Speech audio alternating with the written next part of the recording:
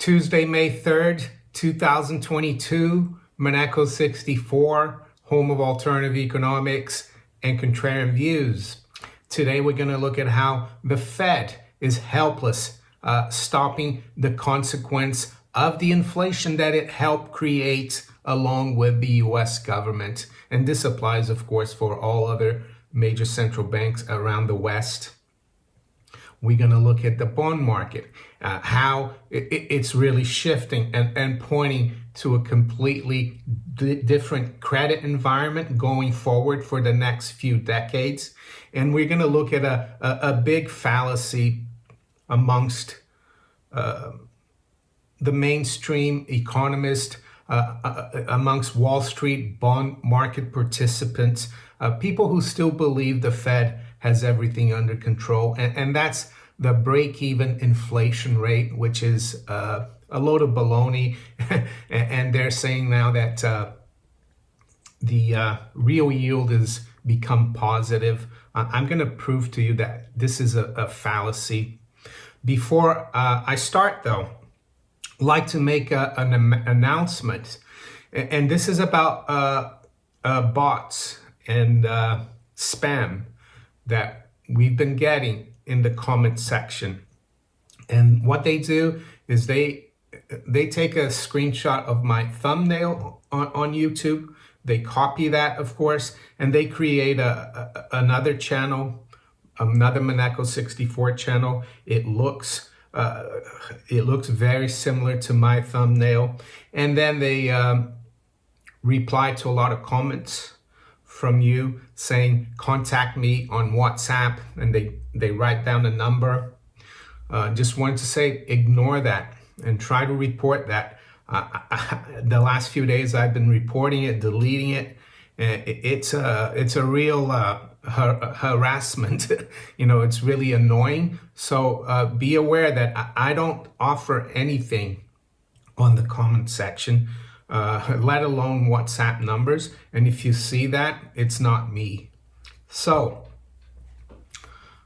I've been hearing a lot, even from people who are supposed to be sound money advocates, and I'm not gonna come up with names. I follow some of them on Twitter, and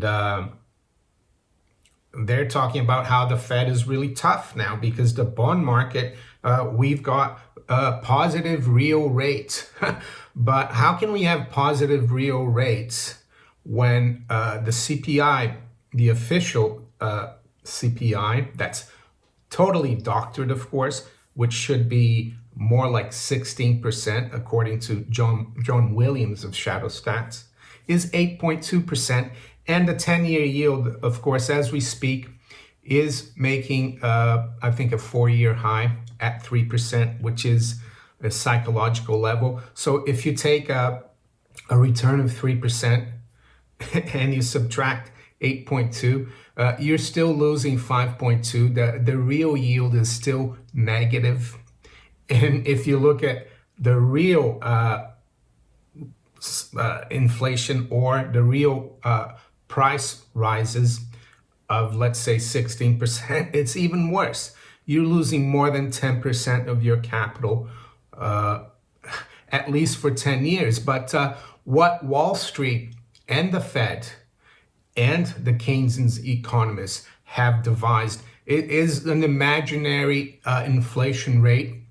And we're going to look at that today because I think that's creating a lot of distortions in the markets because these people think that the Fed still has credibility, and they think inflation is only going to be 3% in 5 years' time or 3 years' time. And that's how they come up with this break-even inflation expectation. So let's first look at what this is, because it's kind of complicated for those who are not involved in financial markets. So it says here, break-even inflation is the difference between the nominal yield on a fixed rate investment. So that's the 3% on the 10-year yield, right? And the real yield on an inflation-linked investment. of similar maturity and credit quality. So they take the 10-year treasury, 3%, and then they take the real yield on the TIPS, which is a treasury inflation protected security, and they take the difference of that, and that number is the 10-year break even inflation expectation. And they say that that's what the markets expect inflation to be in 10 years. Well, there's a lot of things that are a problem for me with this. First of all, the Treasury uses the CPI, right? Which the government publishes, which the government tinkers with. So it's not a real reflection of inflation. So investors that buy TIPS are really getting shortchanged, I would say. The other problem I have with TIPS is that the Fed is being distorting the TIPS market. So can you really trust a market in which the Fed has bought 22% of all the securities? So this is not me saying it. This is this article here from Bloomberg. So now I want to show you some charts from the Fed. The first one is the 10-year break-even inflation rate. So what this means is that this is what the market expects the inflation rate, which they call the CPI, to be 10 years forward. So if we go back to May 2012, which is 10 years ago, the market expectation of inflation was 2.19%. And right now, the CPI or inflation is 8.2. So how good a forecaster of inflation was this 10-year break-even inflation rate? Really not good. So now the markets are and commentators are all becoming like saying, oh, we have a positive real yields because the break-even is going above 3%. So what they're saying is that in 10 years time, in 2032, they expect the inflation rate to be 3%. But they could very well be right. But in the meantime, from now until then, we could see the inflation rate go even higher than 10%, higher than 15%, and then maybe come down to 8% or 10% in 5 years' time. But it's not going to be 3%. You're still investing in treasury securities and getting fleeced.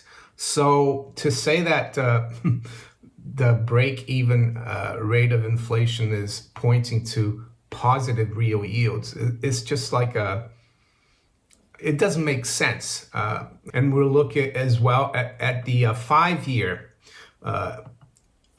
break-even inflation rate. So if we go back to May 2017, which was, of course, 5 years ago, the break-even 5-year break-even inflation rate was 1.75%. Do you see inflation or CPI at 1.75% right now? So that's what I'm trying to say. And the problem with this is it's distorting people's view of things, people's view of the Fed's credibility. So yes, yesterday I saw this tweet by someone who I won't mention his name, but he said, oh, real yields are now positive. And I said, what are you talking about? You've got inflation almost at double digits and the 10-year yield is at 3%. How can you say it's a positive real yield? He said, oh, this just shows that the market trusts the Fed going forward, that the Fed still has credibility.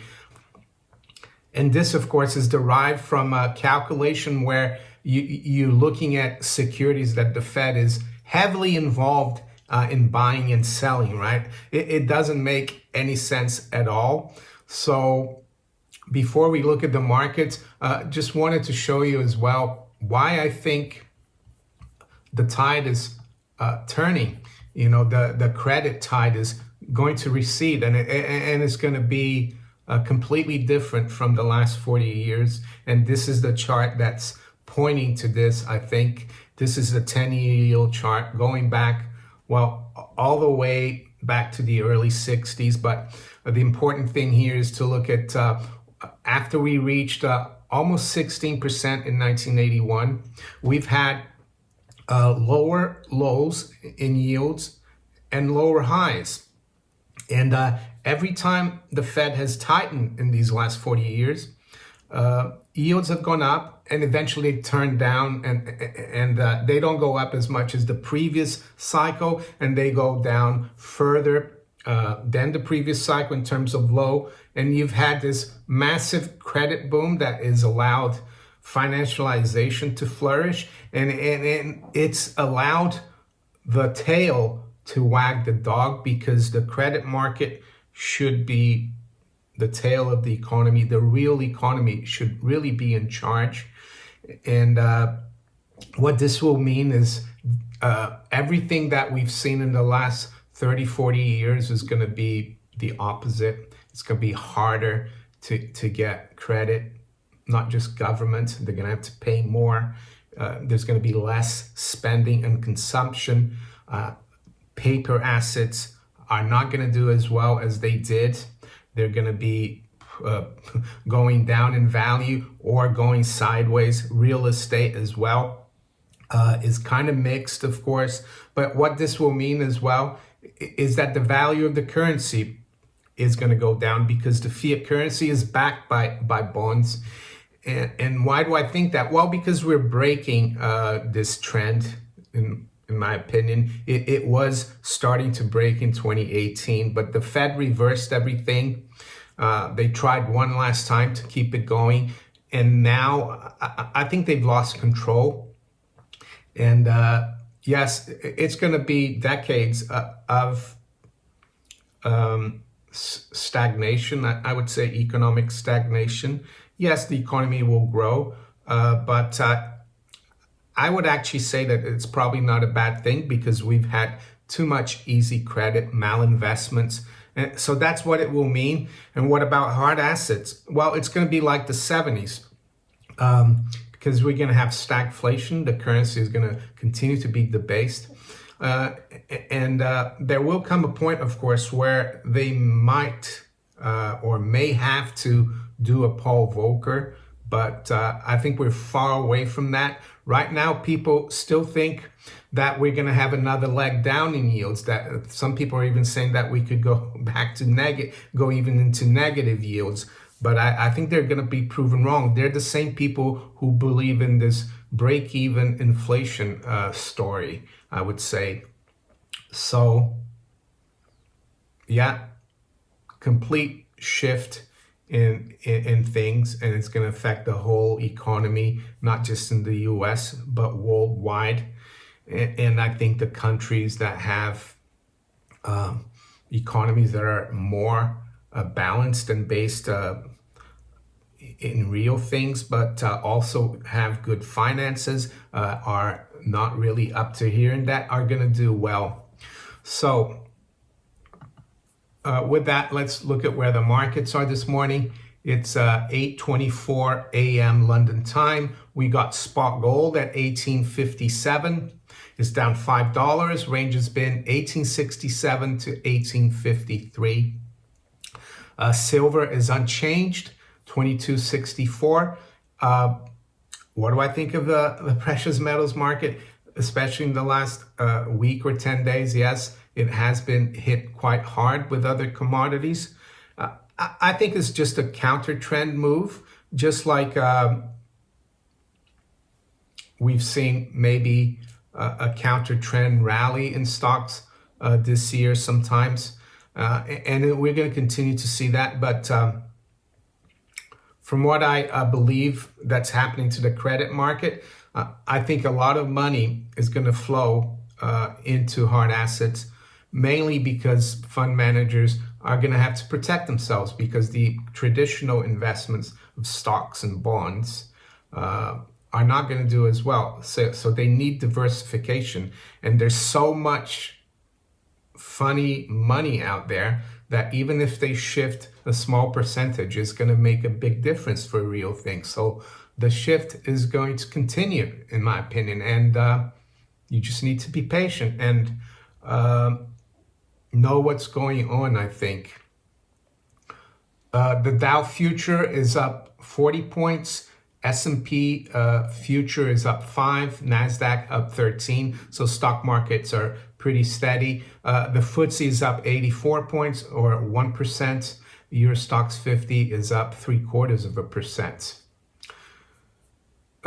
To the fiat currencies, we got sterling up 0.33%, 125.34. The euro is unchanged, 105.14. The dollar is unchanged versus the yen at 130.18, and the dollar is up slightly versus the yuan at 667.90. Dollar is up slightly versus the Swiss franc, 97.84.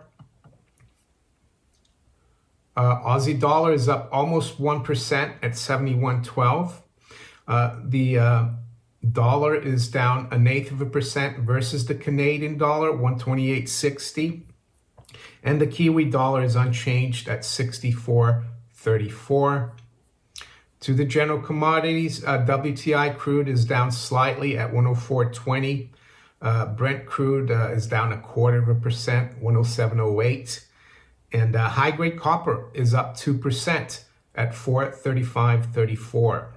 U.S. nat gas up almost 3% at 770. So you see the general commodities still doing well, and I expect the precious metals to catch up. Yeah, I know it's been frustrating, but the fundamentals are pointing to it.